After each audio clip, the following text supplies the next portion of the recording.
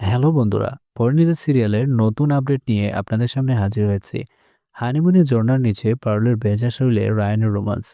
হ্যাঁ বন্ধুরা, সকাল থেকেই পাহাড়ে হালকা কুয়াশা। রায়ান আর পারুল রিসোর্ট থেকে বের হয়েছে পাহাড়ের গভীরে একটা গোপন ঝর্ণা দেখতে। পারুলের পরনে একটি নীল রঙের শিফন শাড়ি, যা পাহাড়ি সবুজের মাঝে তাকে অপসরার মতো দেখাচ্ছে। রায়ান বলে, পারুল সাবধানে পা ফেলো, এই পাহাড়ি পথ কিন্তু খুব পিচ্ছিল। পারুল হেসে বলে, তুমি পাশে থাকলে আমার আর ভয় কিসের রায়ান, তুমিই তো আমার সবচেয়ে বড় অবলম্বন। তারা হাঁটতে হাঁটতে একসময় পৌঁছে যায় এক বিশাল ঝর্ণার সামনে। উপর থেকে স্ফটিকের মতো জল আছড়ে পড়ছে পাহাড়ের উপর। সেই জলের ঝাপটা এসে লাগছে পারুলের মুখে। পারুল দুহাত বাড়িয়ে এসে সৌন্দর্য উপভোগ করতে থাকে। হঠাৎ এক ঝলক দমকা হাওয়ায় ঝর্ণার জল পারুলের গায়ে এসে পড়ে। মুহূর্তে পারুলের নীল শাড়িটা ভিজে গায়ের সাথে লেপ্টে যায়। তার ভেজা চুলগুলো পিঠের উপর ছড়িয়ে পড়ে। রায়ান একদৃষ্টিতে তাকিয়ে থাকে পারুলের দিকে। তার চোখে আছে এক অদ্ভুত নেশা। রায়ান ধীর পায়ে পারুলের কাছে এসে এগিয়ে বলে, আমি জানতাম তোমাকে খুব সুন্দর লাগে, কিন্তু আজ এই ভেজা অবস্থা তোমাকে কতটা মোহময়ী লাগছে সেটা কি তুমি জানো পারুল? পারুল লজ্জায় চোখ নামিয়ে বলে, রায়ান কি বলছো এসব? কেউ দেখে ফেলবে তো? রায়ান পারুলের কোমর জড়িয়ে ধরে নিজের কাছে টেনে নিয়ে বলে, এখানে দেখার মতো কেউ নেই পারুল, শুধু তুমি, আমি আর এই প্রকৃতি।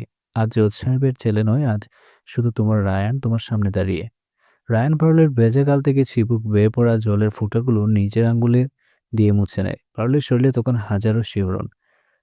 রায়ান পারুলকে নিয়ে ঝর্ণার একদম কাছে চলে যায়। ঠান্ডা জল যখন তাদের দুজনের উপর পড়ছে, তখন রায়ান পারুলের কপালে নিজের কপাল ঠেকিয়ে দাঁড়িয়ে থাকে।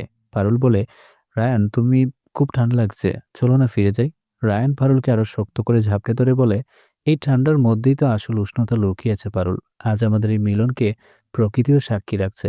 রায়ান পারুলের কপালে চোখের পাতার ঘাড়ে আলতো করে চুম্বন করতে থাকে। পারুল রায়ানকে আঁকড়ে ধরে তার বুকের মাঝে নিজেকে লুকিয়ে ফেলে।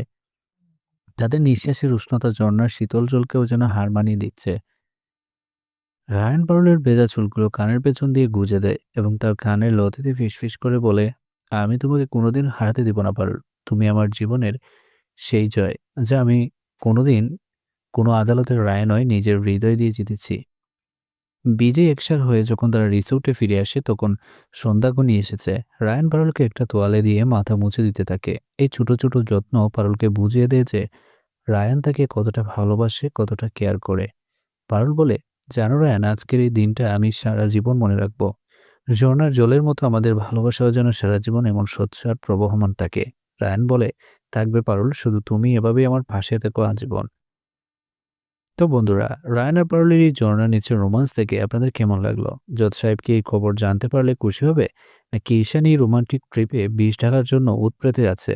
জানতে হলে নজর রাখুন পরিণীতার আগামী পর্বে এবং আমাদের চ্যানেলটি সাবস্ক্রাইব করে সাথে থাকুন। ধন্যবাদ।